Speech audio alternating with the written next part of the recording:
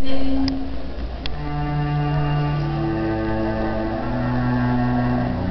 rap.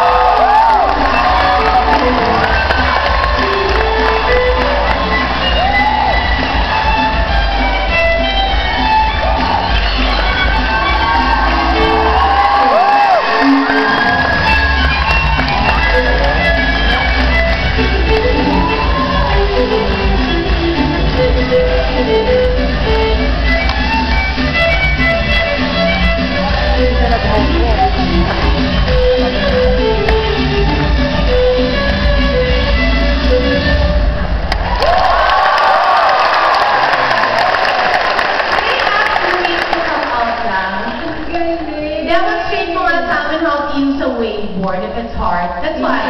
For someone who doesn't know how, let's see how it's done. Kung malaglag siya, then it means mahirap talaga. Thank you. It will help you anyway, Luis. Ha? I have no skill whatsoever. Diba? Hindi ka rin marunong mag-bike like me? Yeah. Kahit kumay ka, wala talaga. Oh, go. Try mo. Baka matay mo.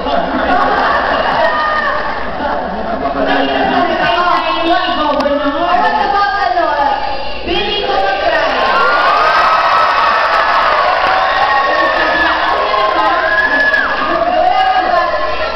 Mag-bike yung Luis. Pareho kami. Mahirap talaga ito eh. Is it? Yeah, it's very difficult actually. But you can dance, so dapat marunong ka na.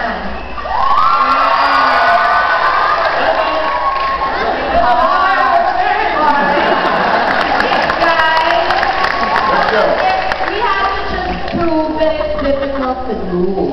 And, oh my God, friendship. Gusto mo, baka ikaw gusto mag-try. Naku, wag na ako, friendship. Nakadimot ako ngayon. Okay. Sam, ano na una, the violin or the wakeboard? Violin. Tapos ito, kailan mo lang ito natutunan? Nung ano po, magkaliwas pa ng 2 months. 2 months ka pa lang nag-aaral yan. Nang, ang 5 months na ba? Congratulations! Alam mo, habang nagpa-perform ka, parang wala lang, parang ganon. Parang kumakain ka rin ng ano, mani. Wala. Nakamusta. Correct. And ano, ang nakakatuwa sa pagpapanood sa'yo, kasi you have the face of an angel.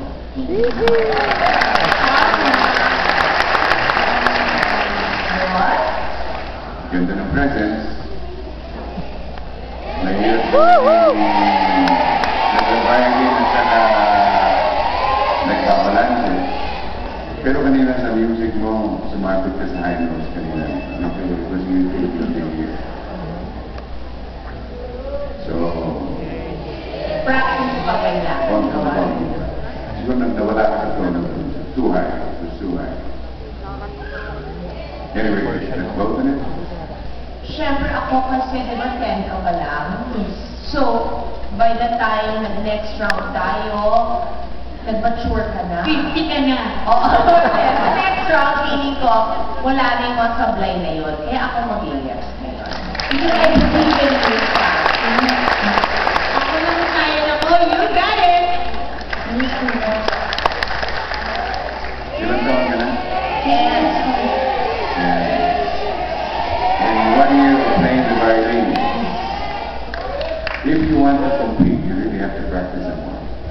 Okay. Tsaka yung gamit-gamit tayo mo masyado kasi wala ka kanina.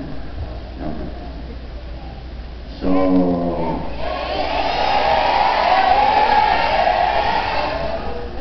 I have to give it to the audience what they want.